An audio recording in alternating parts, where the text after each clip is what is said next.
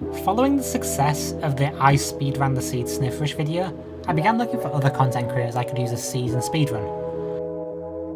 Like many people, I grew up watching Stampy and Squid, and they're one of the main reasons that I got into Minecraft content creation 6 or 7 years ago. I wouldn't be here if it weren't for them.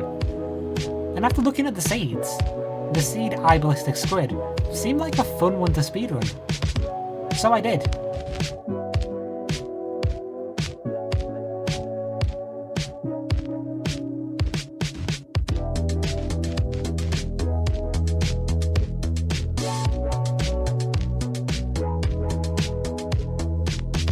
By the way, according to statistics, a large proportion of people who watch my videos aren't actually subscribed, and whilst I wouldn't expect you to subscribe, if you do enjoy the video, maybe consider subscribing and liking the video. It's absolutely free and it really helps out me and the channel. Now, speedrunning the seed iBallisticSquid.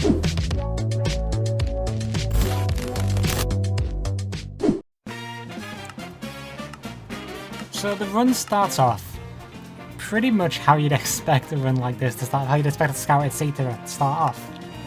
The difference between scouted seeds and random seeds, in my opinion, is that you don't spend time looking for things. Since you don't spend time looking for things, this opens up your possibilities a lot more than it does in random seed speedruns. For example, as you saw with the snifferish video, I was able to find a buried treasure, and I was able to enter into a lava pool that was largely hidden. There is no way that I would have found that lava pool if it were a random seed run. Same thing applies to buried treasures, which is what we're going to be using in this run. You'll notice that we're actually going to get more logs than we need as well at the start, and the reasoning for this is because we're not going to encounter any logs anywhere else in the run. This is our only source of wood. We're going to see some trees now, and we are never going to see trees for the rest of the run that we can get to. So you see we're crafting all our stuff up, we're crafting a boat, and we're crafting some doors. We don't need bowls. I realised this about 2 hours into attempts for the run. We don't need bowls, we don't encounter mushrooms during the run.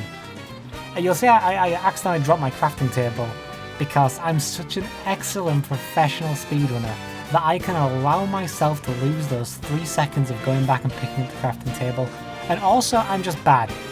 You've seen that we sailed just right past the magma ravine. We're going to go back to that magma ravine and we're going to enter through the magma ravine. You also might see 2 shipwrecks. There are 2 shipwrecks in this world. However, both of them scam you on iron. You can enter with 7 iron if you get both shipwrecks. Now the reason that I chose not to do this is because from this buried treasure, we get 10 iron and we also get gold. I prefer making gold shovels. You need 11 iron to make a bucket, a flint and steel, and a full set of tools. A full set of tools being an axe, a shovel, and a pickaxe. The only one of those that's really necessary is a pickaxe. So, why would we waste iron on a shovel when we don't need to? I prefer doing it with gold because gold shovels mine gravel faster, so we get our flint faster. And honestly, since we're blinding into the stronghold, we have no other use for a shovel in this run. You'll have noticed that we lost again a bit of time because we accidentally crafted an ingot into some nuggets, which we can allow ourselves to lose that time because we're so professional and gamer. We're now going to head straight down towards this magma ravine. We're going to stop here with a door and we're going to mine some gravel to get our flint. You notice we have 7 cooked salmon, I think it is. I don't think it's cod. That's all our food for the entire run. We shouldn't need any more than that as long as we don't get hit by skeletons. I had a couple of runs die due to not having enough food because I took a bit too much damage in the Soul Sand Valley, which you'll see. But right now we're just going to head straight on into the Nether. We're going to go do a normal magma ravine portal, and we're going to ghost bucket because everyone loves a ghost bucket. It takes me a couple of seconds to process what's happened because I'm really good at this game, but we just go right back to it, we just block it off again, and suddenly we have our Nether portal. We're entering the Nether 3 minutes. It might be sub 3, might not be sub 3, who really cares? First thing we're going to do in the Nether is we're going to mine 32 pieces of netherrack. It's not specifically 32 pieces of netherrack, I just always mine 32 because 32 is a nice round number. I'm counting this in my head at this point. I'm not counting out loud or anything, but I'm counting in my head. That's 32 pieces of netherrack. We're then going to tower up here, and we're going to head straight to a bastion. We have the option to play fortress first. And the fortress is actually right to our left. If we turned left at this point, you would see the fortress, which you might have barely seen it in that shot. But the reason I chose not to play Fortress first is the ideal blind travel to put us in the stronghold is actually only about 20 blocks away from the blaze spawners. So if we play Bastion first, we can just go straight back to the stronghold, to the fortress, and travel from there. You might also have noticed in that shot that there is a Soul Sand Valley fortress to the left of us. Now, the hardest thing about routing this seed was deciding whether we should go the Soul Sand Valley fortress with 5 render distance, or if we should play the other fortress. The reason that we should play the other fortress is because the other fortress has a double blaze spawner and is close to the blind travel coordinates. In a random seed run, I think it would personally, in a random seed run, I believe I would not have played the fortress I went to. I would have played the Soul Sand Valley fortress because I think it's the better call for more consistency. However, since it's scouted and we know that it's a double blaze spawner, we can play it. We see we're entering right at the bottom in the housing section, and we're playing Manhunt Housing, which is one of my favourite housing routes, one of my favourite Bastion routes even. I prefer doing top-down housing, but getting to the top of the Bastion takes a bit too long. We're going to give it a second for the piglins to crawl in, and then we're going to go block ourselves in, and we're going to do very standard Bastion routing. We're mining the gold blocks by 5 minutes, which is really good pace. Especially considering the Bastion's not right as spawn. We've actually got to travel a bit for it, and the overworld's not necessarily ideal. But everything's going really well at this point. All we've got to do is do our trades. Now we're going to mine all these gold blocks. There's also a chest, the double chest that we didn't check. The only thing useful in the double chest is there's another gold block in there, so we're going to grab that afterwards.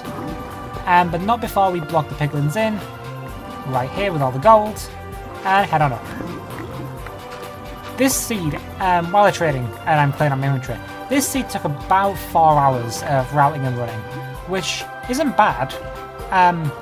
The thing is, I knew from the very first time that I ran this seed, it was going to be sub 15 bull. There was a pace for sub 15 from the second that I ran it. And honestly, I believe there's a pace for sub 12 on this seed. Maybe even sub 11 if you're extremely high roll. The thing is though, I'm currently on a sub 15 grind. Aiming for sub 15 random seed, and I'd rather use my time for that than playing out this seed for video, because we already got an insane time on this seed. You'll see all we're waiting on right now is one more obsidian trade, and we can get 5 beds. We've got all our pearls, and we've got all of our obsidian. We're waiting around, I think, for one more string trade, but we don't bother getting it. We're just going to head straight out sub 630, which is really good pace. Bear in mind, we still haven't actually eaten either on this run. Which is why I don't think doing scouted seeds is a very good indication of how good you are at random seed, because we know that we can afford to take a lot of risks playing scouted seed because we're getting the same seed again. We can just replay it. Same reason I just chuck pearls rather than healing up and waiting and actually getting my angles right and stuff. I just lob pearls and just hope for the best, because if it goes wrong, I just go again. There's no consequences in a scouted seed if it goes wrong. In a random seed, if it goes wrong, then you have to reload hundreds of seeds again to get a good world, which is why I think I play a little bit safer in random seed than I do in scouted seed. Yeah, we're coming straight back to the fortress. We've eaten 2 fish now. I believe the run actually uses up all the fish almost exactly.